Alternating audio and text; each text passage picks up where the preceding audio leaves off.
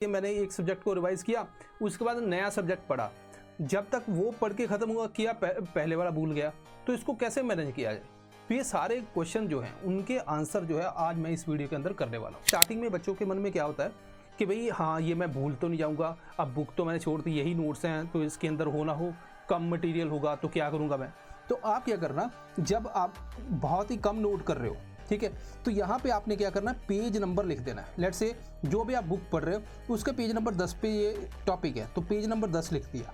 इससे बेसिकली होता कुछ नहीं, ब्रेन को ना एक सेटिस्फैक्शन मिलती है, आपको एक सेटिस्फैक्शन मिलेगी, अच्छा कोई दिक्कत नहीं, अगर मैं यहाँ पे कुछ भूल गया तो पेज नंबर 10 पे चला जाऊँगा। आप सोचो आप कितनी चीज़ों को ऑब्जर्व करते हो, तो क्या ब्रेन सारी की सारी रख ले? नहीं, वो एफिशिएंटली काम करता है। वो कहता है कि मैं नहीं सारी रखता, मुझे कुछ इंपॉर्टेंट बताओ वही मैं रखूँगा। इंपॉर्टेंट कैसे बताएं? जैसे हम यहाँ पे एक बात करते हैं कि जैसे मान लीजिए अभी ये स्मार्टफोन आ गए, इससे पहले जब होता था कि नंबर जो फ़ोन नंबर याद करने पड़ते थे, है ना, कि याद किए और उसके बाद भूलेंगे नहीं तो दिमाग भूलता भी नहीं था। अभी क्या होता है कि खुद का नंबर ही नहीं याद, क्योंकि दिमाग को पता है इस मोबाइल के अंदर है सब कुछ, तो ये मुझे याद करने की ज़रूरत नहीं। अगर आपको सही में यूपीएससी की तैयारी करनी है, उसमें एक ही बुक बहुत होती है, स्टैंडर्ड बुक, उसके अलावा कुछ नहीं चलता वहाँ पे। बच्चे आप देखो दूसरे क्लियर करके जाते जा रहे हैं जो समझ आते हैं, ठीक है। ये एक ऐसा कुआं है जहाँ पे आपको एक गिलास ही पानी चाहिए, आप उसमें छलांग लगा देते हो, फिर बाहर नहीं आ पाते। तो ये आपको ध्यान रखना है। हेलो दोस्तों, वेलकम टू स्लीपी क्लासेस। तो दोस्तों अक्सर हम देखते हैं कि बहुत से बच्चे क्या करते हैं, नोट्स बना लेते हैं, लेकिन नोट्स को रिवाइज कैसे करना है वो उनको नहीं पता, और इसका खामियाजा वो एग्ज़ाम के अंदर भुगतते हैं। यहाँ पे आप देखोगे कि मान लीजिए आपने एग्ज़ाम दिया, वो आपका क्लियर नहीं हुआ, उसके बाद आप देखोगे कि नोट्स, तो नोट्स को जब आप ध्यान से देखोगे आपको लगेगा यार ये पेपर तो मैं कर सकता था। अब वहाँ पे क्या होता है कि वो नोट्स तो हैं लेकिन वो दिमाग में नहीं है। तो रिवीजन बहुत ज़्यादा इंपॉर्टेंट है दोस्तों, रिवीजन के बिना कुछ नहीं, और इससे बोरिंग कुछ नहीं, समझ रहे हो। तो हम कैसे इसको इंटरेस्टिंग बनाएं, यही बेसिकली आज का हमारा जो है मुद्दा है, और कैसे हम एफिशिएंटली लॉन्ग टर्म याद रखें। आपने देखा होगा कि मान लीजिए मैंने एक सब्जेक्ट को रिवाइज किया, उसके बाद नया सब्जेक्ट पढ़ा, जब तक वो पढ़ के ख़त्म हुआ किया पहले वाला भूल गया, तो इसको कैसे मैनेज किया जाए। तो ये सारे क्वेश्चन जो हैं उनके आंसर जो है आज मैं इस वीडियो के अंदर करने वाला हूँ। चलिए यहाँ पे पहले देखते हैं कॉमन मिस्टेक आप लोग क्या करते हो, है ना, उसके ऊपर बात करते हैं। पहले है कि आपको जो बुक, अगर आप बुक पढ़ रहे हो या कहीं से कोई कोचिंग के नोट्स हैं, कुछ भी है, आपने पहली लाइन हाईलाइट की, पहले आप ब्लू से लगे रहे, फिर आपने ग्रीन से कर दिया, फिर उसके बाद आप रेड ले, तो मतलब अलग अलग कलर से आप बहुत ज़्यादा हाईलाइट कर देते हो, तो आपको लगता है कि वो पूरी बुक ही आपने पूरा पेज को हाईलाइट कर दिया, उसमें कुछ बचा ही नहीं, ठीक है। तो वहाँ पे ये एक बहुत बड़ी मिस्टेक होती है जो बार बार बच्चे करते हैं, ठीक है। तो उससे क्या होता है कि आपको फिर वो पूरा इंपॉर्टेंट हो गया, तो फिर करें क्या। दूसरा है कि एक बार पढ़ा, ये तो कॉमन मिस्टेक है, एक बार पढ़ा उसके नोट्स बनाने लगे। अब उसमें इशू क्या होता है, मान लीजिए आपने एक बार पढ़ा, उसके बाद आपने नोट्स बनाया, आपको सब कुछ इंपॉर्टेंट लग रहा है क्योंकि आपको उसका पता नहीं कि उसमें से क्या इंपॉर्टेंट है, आप उसके नोट्स बनाते हो, वो सब कुछ ही आप लिख देते हो, और एक लगता है कि एक बुक आपने और लिख दी, एक जिसको देखा वैसा ही आपने लिख दिया।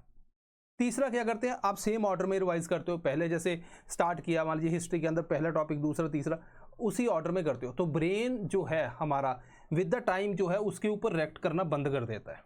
तो ये 3 मिस्टेक तो हमें करनी नहीं है, ठीक है। फिर करना क्या है उसके ऊपर बात करते हैं दोस्तों। यहाँ पे है 3R rule, read, reduce, recall. कैसे करेंगे देखो, मान लीजिए आप कोई भी नोट्स या कोई बुक पढ़ रहे हो, लेट्स से हिस्ट्री की बुक पढ़ रहे हो।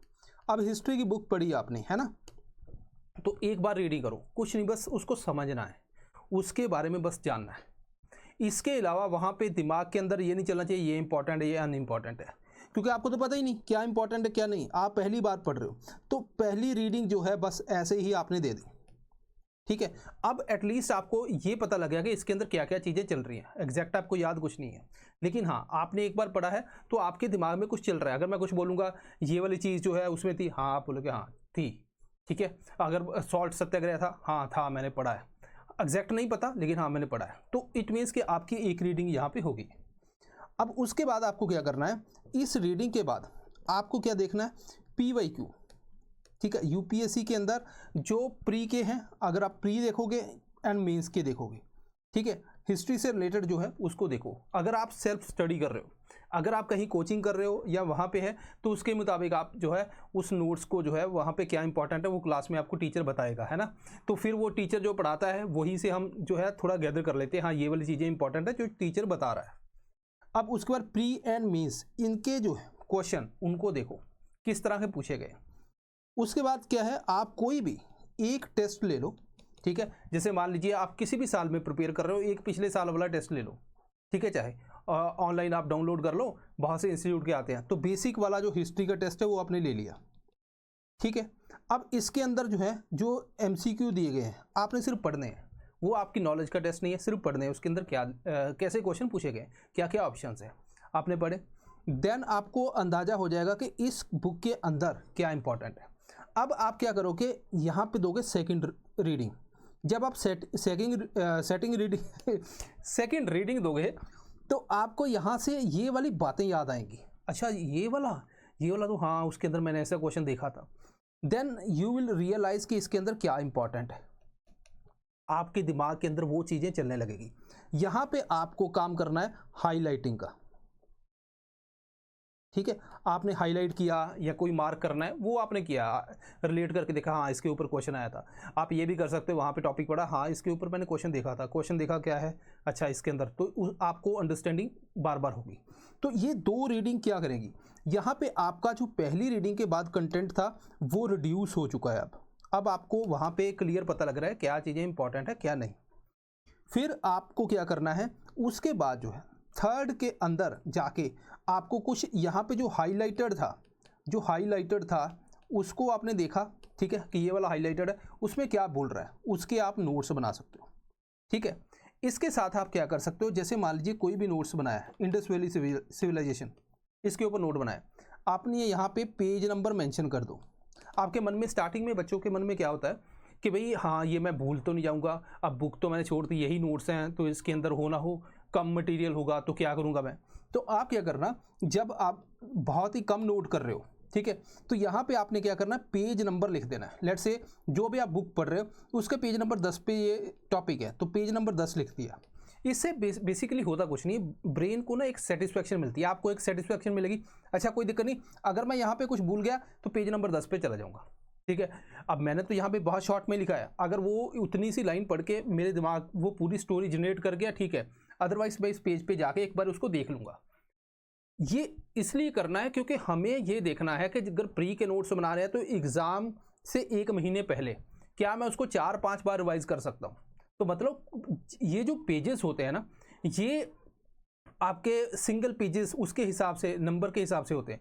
ऐसा नहीं कि आपने पूरी बुक लिख दी, वो आप रिवाइज ही नहीं कर पाओगे, तो उसका कोई फ़ायदा नहीं, कोई भी फ़ायदा नहीं है दोस्तों, ये आपको ध्यान रखना है। इतने साल आपने पूरा साल मेहनत की और उसके बाद आपने नोट्स ऐसे बना लिए जिसको आप रिवाइज ही नहीं कर पाए ज़्यादा बार, तो वहाँ पे वो आपके दिमाग में नहीं जाएगा, तो वो सारा ही सारा ख़राब हो जाएगा। तो आपको कभी भी ये गलती नहीं करनी। पहली रीडिंग बस उसको माहौल देखो बुक का, दूसरी रीडिंग जो है उससे पहले आप थोड़े PYQ MCQ देख लो, एंड देन उसके बाद हाईलाइट करना शुरू करो, देन उसके बाद आप वहाँ से नोट्स निकाल सकते हो। इससे क्या होता है, रीड अपना हो गया, रिड्यूस भी हो गया। अब आता है उसके बाद जो है रिकॉल, यहाँ पे आता है हम रिवाइज कैसे करें। ये इतना हो गया, ठीक है। अब हम रिवाइज कैसे करें, रिवाइज करने के जो है तरीके उसके ऊपर बात करते हैं दोस्तों। इससे पहले दोस्तों मैं ये बताना चाहता हूँ कि स्लीपी क्लासेस जो है पूरा GS का प्लानर लेके आई है आपके लिए। इसके अंदर क्या है, पूरा ट्रैक है। जैसे मान लीजिए हिस्ट्री है, हिस्ट्री के अंदर कौन से सब टॉपिक आपने किस टॉपिक के अंदर पढ़ने, यहाँ पे देखो पूरे का पूरा यहाँ पे डिटेल दी हुई है, और ये आप फ्री डाउनलोड कर सकते हो, इसमें कुछ भी नहीं है, चार्जेस कुछ नहीं है। डिस्क्रिप्शन के अंदर लिंक है, वहाँ पे क्लिक करके इसको पूरे का पूरा डाउनलोड कर लो। इसके अलावा मैं ये भी आपसे कहना चाहता हूँ कि यहाँ पे NCERT के अंदर आप देखो, NCERT तो बहुत बड़ी है, तो वहाँ पे बहुत सी चीज़ें आती रहती हैं, है ना। तो क्या करें, तो NCERT का भी दोस्तों स्टडी प्लानर जो है स्लीपी क्लासेस आपको फ्री ऑफ कॉस्ट दे रहा है, ठीक है। ये भी नीचे लिंक है, वहाँ पे क्लिक करके वो आप जो है उसको डाउनलोड कर सकते हो। तो ये इंपॉर्टेंट बात होगी। अब यहाँ पे जो है हमने जो बात करनी है वो है हमारी कि हम रिवीजन कैसे करें। रीडिंग हमने कर ली, रिड्यूस हमने कर लिया, अब हमने रिवाइज करना है। रिवाइज के लिए आप क्या करोगे, लेट्स से कि हम यहाँ पे ना एक टेबल बनाएंगे, ठीक है। एक पेज लिया आपने, उसके ऊपर एक टेबल बनाया। जैसे मैं ये मान के चल रहा हूँ कि लेट्स से कि आपने हिस्ट्री जो है उसके अंदर जो है एंशिएंट मिडिवल आपकी होगी है, मे बी आप मॉडर्न के अंदर हो, ठीक है, इस तरह से कुछ मतलब चल रहा है। अब आपने क्या करना है, इंडस वैली सिविलाइजेशन ये है मान लीजिए, ठीक है। लेट्स से कि आपने जो है पहली, ये रिवीजन है, रिवीजन के लिए जो फर्स्ट रिवीजन आप जनवरी से जो है स्टार्ट कर रहे हो रिवाइज करना, तो पहली 1 जनवरी से जो है फर्स्ट रिवीजन यहाँ पे होगी। इसके ऊपर आप ये लिख सकते हो, यहाँ पे फर्स्ट है, देन सेकंड रिवीजन है, देन थर्ड है, देन फोर्थ है, इस तरह से, ठीक है। उसके बाद जो है सेकंड रिवीजन जो है आपकी फर्स्ट से पहली 1 तारीख को हुई, उसके बाद जो है 3 दिन का गैप देना है। तो मतलब 1 के अंदर अगर मैं 3 डालूंगा तो यहाँ पे 4th जैन आता है, ठीक है। फिर 1 वीक ऐड करना है तो यहाँ पे 11th जैन आएगा, ठीक है। फिर आपने 15 डे ऐड करने, यहाँ पे 26 जैन आएगा। उसके बाद 1 मंथ ऐड करना है, यहाँ पे 26 फेब आएगा, ठीक है। बस इतना करना है। उसके बाद 3 महीने के बाद रिवीजन होते हैं, जो मोस्टली आपके जो एग्जाम से पहले उसी के आसपास आ जाएगी। तो ये आईवीसी की आपकी रिवीजन का शेड्यूल बन गया, ठीक है। तो यहाँ पे आपने लिखा आईवीसी, अच्छा आईवीसी की रिवीजन क्या हुई मेरी 1 जन को, मुझे पता है इसको रिवाइज करना है, टिक कर दिया कि होगी। देन अब मुझे याद है कि 4th को आएगी, है ना, हमने उसको देखा सुबह, अच्छा 4th को इसको रिवाइज कर लिया। अब मान लो कोई और है, लेट्स से कि आपने जो बुद्धिज़्म है उसके बारे में जानना, ठीक है, उसकी आपकी पहली अगर 4th को आ रही है उसके हिसाब से दूसरी 7th को आएगी, उस तरह से जो है आपने डेट्स ऐड ऑन कर लेनी है। मॉर्निंग का टाइम बेस्ट रहता है। अब इसका फ़ायदा क्या क्या है, इसके पीछे कोई साइंस है, बहुत बड़ी साइंस है। होता क्या है कि अगर मान लीजिए अक्सर हम जैसे बाहर जाते हैं अब खिड़की के बाहर कितनी चीज़ें देखते हो, आपको लगता है वो बहुत तेज़ी से निकल गई, नहीं, हमारे दिमाग के अंदर जाती हैं वो आँखें जो देखती हैं वो ब्रेन में जाती है। वहाँ पे जाके क्या होता है कि ब्रेन को एक सिग्नल मिलता है कि ये इन्फॉर्मेशन है। आप सोचो आप कितनी चीज़ों को ऑब्जर्व करते हो, तो क्या ब्रेन सारी की सारी रख ले? नहीं, वो एफिशिएंटली काम करता है। वो कहता है कि मैं नहीं सारी रखता, मुझे कुछ इंपॉर्टेंट बताओ वही मैं रखूँगा। इंपॉर्टेंट कैसे बताएं? जैसे हम यहाँ पे एक बात करते हैं कि जैसे मान लीजिए अभी ये स्मार्टफोन आ गए, इससे पहले जब होता था कि नंबर, जो फ़ोन नंबर याद करने पड़ते थे, है ना, कि याद किए और उसके बाद भूलेंगे नहीं, तो दिमाग भूलता भी नहीं था। अभी क्या होता है कि खुद का नंबर ही नहीं याद, क्योंकि दिमाग को पता है इस मोबाइल के अंदर है सब कुछ, तो ये मुझे याद करने की ज़रूरत नहीं है, ठीक है। तो यहाँ पे क्या होता है कि दूसरी बात है कि हम बार बार उसको रिपीट करते हैं। जैसे मान लीजिए पहले क्या होता था, किसी का नंबर याद रखा तो दिमाग को पता था कि अगर मैं भूल गया तो इसके पास और कोई सोर्स नहीं है याद करने का, ठीक है, तो यहाँ पे लफड़ा हो जाएगा, कहीं अगर नंबर भूल गया तो इमरजेंसी में ज़रूरत पड़ेगी, तो वो डर के मारे याद रखता था। यहाँ पे अगर ब्रेन को हम बार बार बताएंगे कि भाई ये इन्फॉर्मेशन मेरे लिए इंपॉर्टेंट है, ठीक है, फिर वो उसको पता चल जाएगा इंपॉर्टेंट है, तो वो उसको याद रखने की कोशिश करेगा। बहुत बार क्या होता है कि आपने मान लीजिए पहले हिस्ट्री पढ़ा, उसके बाद आप इसको मान लीजिए 1 महीना लग गया, उसके बाद आपने पॉलिटी स्टार्ट कर लिया। अब 1 महीने के अंदर जो स्टार्टिंग में टॉपिक पढ़े थे वो दिमाग भूल चुका है। दिमाग क्या करता है, एक 24 घंटे का अगर हम देखें 24 आवर का जो है एक हमारे ब्रेन के अंदर सिस्टम सेट है। मान लीजिए आपने 1 जन को कोई आपने लेक्चर लगाया यहाँ पे, ठीक है, और अगर उसको 24 घंटे के अंदर आपने एक बार देखा भी नहीं, ठीक है, कि भाई क्लास, अगर मान लीजिए आप क्लास लगा रहे हो, 1 जन को आपने क्लास लगाई, 2 को आप क्लास से पहले उसको देख लो। क्यों बोलते हैं ऐसा? नहीं कि आपको उस टाइम पे लगता है यार मुझे याद तो है, अभी कल तो क्लास हुई थी, मेरे दिमाग में सब कुछ घूम रहा है, आप उसको नहीं देखते। नहीं देखोगे तो 24 घंटे के बाद दिमाग के पास सिग्नल है, वो उसको जो है इन्फॉर्मेशन को फेड करना स्टार्ट कर देगा, तो वो फेडिंग प्रोसेस स्टार्ट हो जाती है। नुकसान क्या होता है, आपने 1 महीने बाद सीधा आपने बोला अच्छा इसको पढ़ लिया, अब दूसरा पढ़ूंगा, फिर मैं जो है रिवीजन स्टार्ट करूंगा। बहुत बार बच्चे करते हैं, वो क्या करते हैं कि जब मान लीजिए मई जून के अंदर आपने कुछ चीज़ पढ़ी, वो कहते हैं कि दिसंबर तक मैं सारी जीएस खत्म करूंगा, फिर जनवरी से रिवीजन करूंगा। भाई अगर वो जो पहली चीज़ आपने 1 घंटे के अंदर पढ़ी है, जब जनवरी आता है ना, वही चीज़ आप 1.5 घंटे के अंदर पढ़ते हो, इतना जरा, फिर उनके हाथ पैर फूल जाते हैं कि क्या करें अब, कि अब हम रिवाइज नहीं कर पा रहे, तो वो प्रेशर जनरेट होता है। तो इसीलिए इसको पहले से ही पढ़ो, ठीक है, साथ साथ में रिवाइज करते जाओ। अब देखो, अगर कोई बच्चा साथ साथ में रिवाइज करेगा, उसकी कितनी रिवीजन होगी, ठीक है, 1 2 3 4 5 तो ये होगी, छठी वो एक और ले जाएगा, वो आपसे कितना आगे निकल जाए, वो तो बहुत आगे निकल चुका है, क्योंकि उसके किताबों में नहीं है, उसके जो भी है दिमाग में, ठीक है, तो वो दिमाग में लेके चल रहा है, क्योंकि उसको पता है दिमाग अंदर ले जाने देते हैं यूपीएससी वाले है ना, कि बाकी बसते बसते बाहर रखो, दिमाग तो अंदर ले जा सकते हो आपको, ठीक है, तो वो उसके पास इंफॉर्मेशन रखो, तभी जाके बात बनेगी। इसके अंदर आप कुछ और ऐड ऑन भी कर सकते हो, जैसे मैं बताऊं कि आप जैसे जो है टेस्ट सीरीज के साथ ब्लेंड करो। अब ये जो रिवीजन की प्रोसेस है ना, ये बड़ी बोरिंग है। नया जो मटेरियल है वो पढ़ने में दिल करता है। बहुत से बच्चे बहुत सी किताबें पढ़ देते हैं। पहले शरफ पे आप यूपीएससी, आप दिल्ली जाके देखो, किसी स्टूडेंट का रूम खोलना, वो ऐसे किताबें ऊपर तक लगाई होती हैं जैसे वो बेच रहा है, ठीक है, इतनी वो पढ़ेगा नहीं। यहाँ पे आपको क्या करना है कि जो आपके नोट्स हैं, अब आपके पास नोट्स हैं, ठीक है, नोट्स के अंदर आप बच्चे क्या करते हैं, एक बुक पढ़ ली, अच्छा ये इससे नोट्स बना लिया, मैं दूसरी पढ़ूंगा, नहीं नहीं। यूपीएससी के अंदर कोर्स सिलेबस को समझो। अगर आपको सही में यूपीएससी की तैयारी करनी है, उसमें एक ही बुक बहुत होती है, स्टैंडर्ड बुक, उसके अलावा कुछ नहीं चलता वहाँ पे। बच्चे आप देखो दूसरे क्लियर करके जाते जा रहे हैं जो समझ आते हैं, ठीक है। ये एक ऐसा कुआं है जहाँ पे आपको एक गिलास ही पानी चाहिए, आप उसमें छलांग लगा देते हो, फिर बाहर नहीं आ पाते। तो ये आपको ध्यान रखना है। आपने नोट्स जो है, नोट्स आपके पास आ गए, क्या मैं दूसरी बुक पढ़ूँ, नहीं पढ़नी, फिर क्या करना है आपको, क्या करना है, टेस्ट सीरीज़, कोई भी टेस्ट सीरीज ले लेनी है, ठीक है, फ्री हो पेड हो, जो जहाँ से भी आपको मिलती है, जो भी आपका मन है, उसके अंदर जो है, जैसे पॉलिटी है उसके मैं 2 टेस्ट मान लीजिए मैंने जो है बेसिक के सॉल्व करूँगा, मैंने ये सोच लिया, चाहे मैं 5-5 क्वेश्चन करके करूँ, चाहे 10-10 करूँ, कोई लिमिट नहीं है। अब ये जो सॉल्व किए, अब मैंने नोट्स भी बना लिए, उसको मैंने देखा, ठीक है, रिवीजन भी की। तो अब यहाँ पे क्या है, अब पॉलिटी के अंदर जो है, यहाँ से अगर कोई मुझे इन्फॉर्मेशन मिलती है, बेसिकली यहाँ पे क्या मिलता है, इन्फॉर्मेशन क्लैरिटी मिलती है। क्लैरिटी का मतलब कि यहाँ से अगर मैंने लेट्स से गवर्नर के बारे में कुछ पढ़ा है, तो उसमें हो सकता है कि कोई पॉइंट हो, वो जनरल सा ही मैंने पढ़ा, लेकिन उसमें बारीकी थी जो टेस्ट सीरीज़ के अंदर मुझे मिली, तो उसको मैंने क्लैरिफाई कर लिया। अगर 1-2 पॉइंट और यहाँ पर मिल रहे हैं तो मैंने अपने नोट्स में ऐड कर लिया।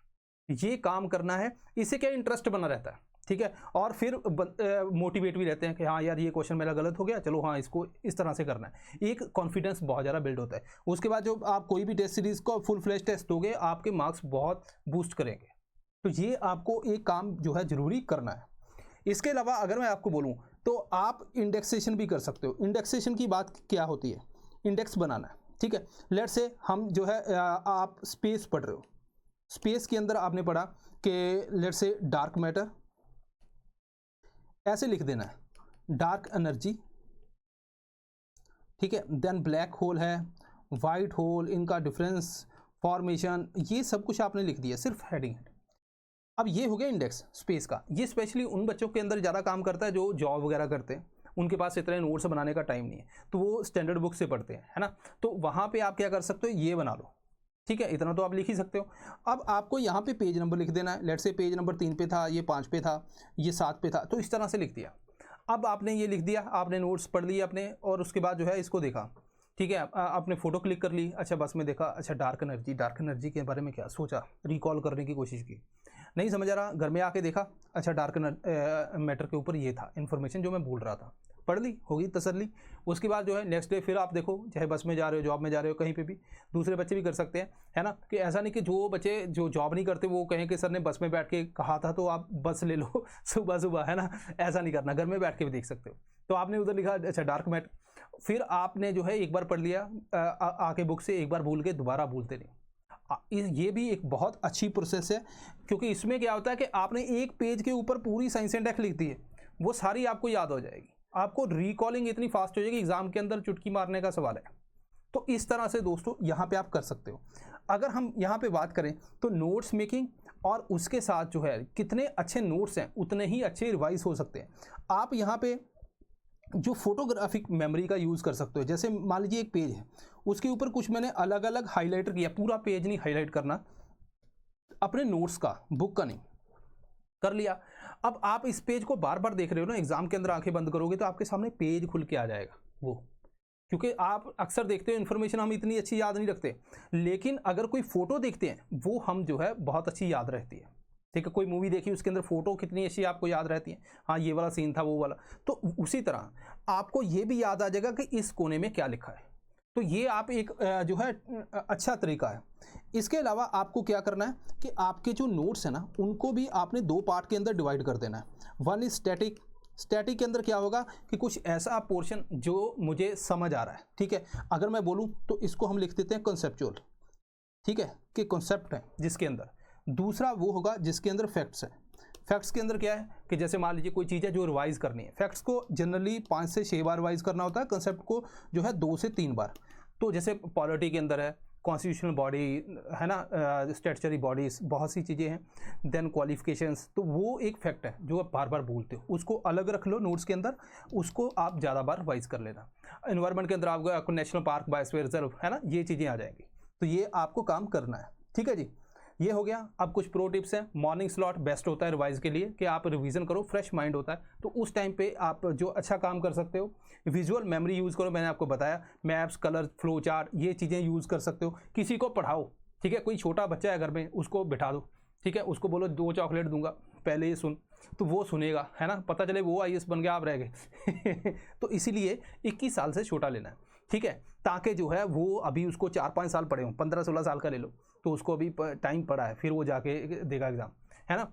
इसके अलावा वीकेंड के ऊपर आप पूरा वीकेंड जो है उसको डेडिकेट कर सकते हो, मैं रिवीजन करूँगा, ठीक है। लेकिन इसके पहले क्या है, जो मैंने आपको बताया, जो 137 वाला रूट, वहाँ पे आपको एक बार उसको देखना जरूरी है, अदरवाइज़ वो आपके धीरे धीरे जो है दिमाग से निकल जाएगा, ठीक है। वो यूज़ करना है। अगर कोई जॉब करता है वो वीकेंड वाला यूज़ कर सकता है, वीकेंड से ज़्यादा नहीं होना चाहिए, है ना, 1 हफ्ते से ज़्यादा, 4-5 दिन का गैप चलो फिर भी मैनेज हो जाएगा, महीना गैप नहीं होना चाहिए कभी भी, ठीक है दोस्तों। तो ये थी कुछ इंपॉर्टेंट इन्फॉर्मेशन। आप इसमें से अपने हिसाब से आपको क्या सेट बैठती है वो आप यूज़ कर सकते हो, लेकिन ऐसा नहीं करना कि आपके पास बहुत सारे नोट्स हों जो लास्ट मंथ के अंदर रिवाइज ना हो पाए, ठीक है दोस्तों। सो दिस इज ऑल, मिलते हैं next time, thank you very much.